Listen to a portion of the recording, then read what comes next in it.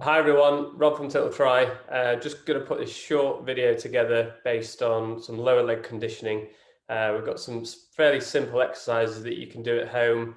So you can do this before a run or you can do it before a strength session. In fact, you can do it any time of the week, even if you're sat in front of the TV.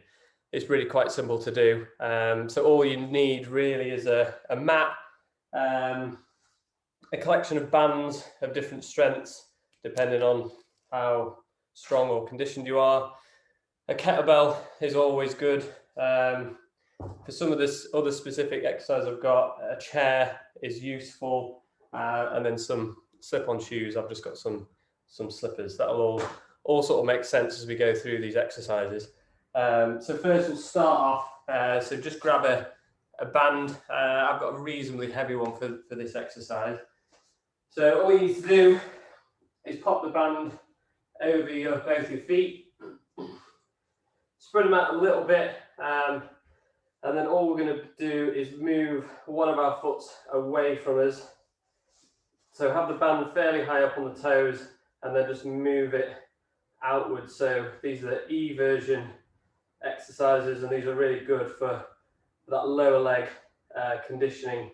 So if you have been injured in the past, so this could be anything from ankle injuries or around the shin, these are really good at strengthening up those small muscles and tendons and ligaments.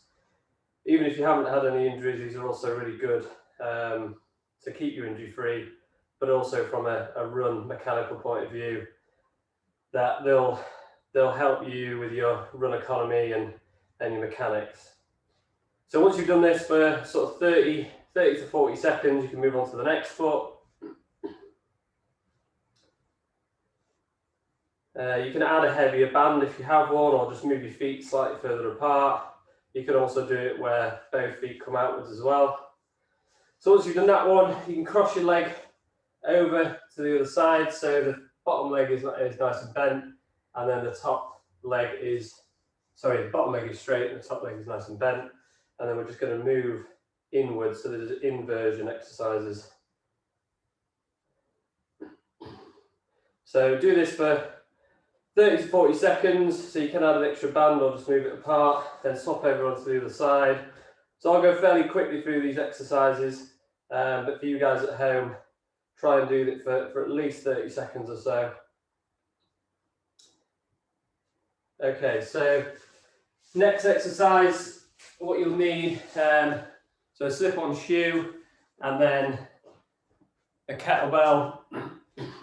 Grab your chair. So all you're going to do, so start with my right foot, just cross your right foot over your left foot that's on the floor, pop the kettlebell onto the foot. Now I've got a 6 kilo kettlebell here, so you may want to use a smaller one, or you could even use a bigger one as well. So all we're going to do is dorsiflexion exercises, so point the toes and then bring them all the way back up towards us. So it might feel relatively easy at first, but you'll start to burn through the shin muscles.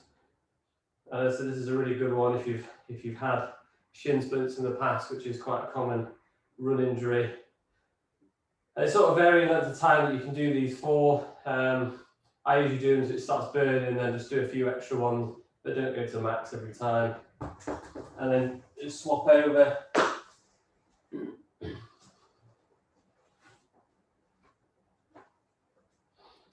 So I'll just do it on this side for a few.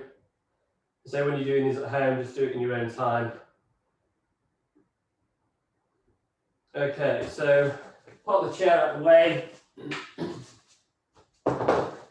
Next we're going to do is some calf strengthening exercises. Now, I've got a hardback book on the floor that I'm going to use, but you don't have to use that, but I think using that's quite good. You can always use a plank of wood, anything that takes you about an inch off the floor. Have something that you can hold on to so it can be against the wall, and then all you're going to do, put one foot on the floor, so one foot on the book, and then one heel on the floor, and then all you're going to do is lift up and down. Now ideally you should be able to manage at least 30 of these, but if you can't, just take it one step at a time. Maybe you can only do 10, The next time you can do it, you can do 12, but keep working on it, because this is really key, and that sort of magic number is over 30. If you can do over 30 in one go, then it shows good sort of conditioning of the calf. If you can do that, then you can also add a kettlebell as well. And then the next one is the Soleus Raises. So for this one, all you're going to do is bend your leg. So kind of instead of keeping it straight, you're going to bend your leg, and then you're going to lift the heel off the floor, keeping that leg bent. So you should feel that further down the calf in the Soleus. Again, trying to manage at least 30 of these. And if you can do more than that, then add the kettlebell in as well. So once you've done that, the next one we're going to do is ankling. So I like to use a band for these. So pop a band around the bottom of your ankles. A fairly strong one is good. Just move them apart slightly so you can feel the pull on the band. Go up onto your toes, and then all you're going to do is walk forwards, bringing those toes upwards. So what you want is a nice straight body. You don't want to be moving the hips sideways. Keep them nice and engaged. Now, if you pull the band slightly far apart, you should feel it a little bit in the glutes as well as the calves. And this is a really good exercise just to get those glutes firing either before you go for a run or even before a strength and conditioning session.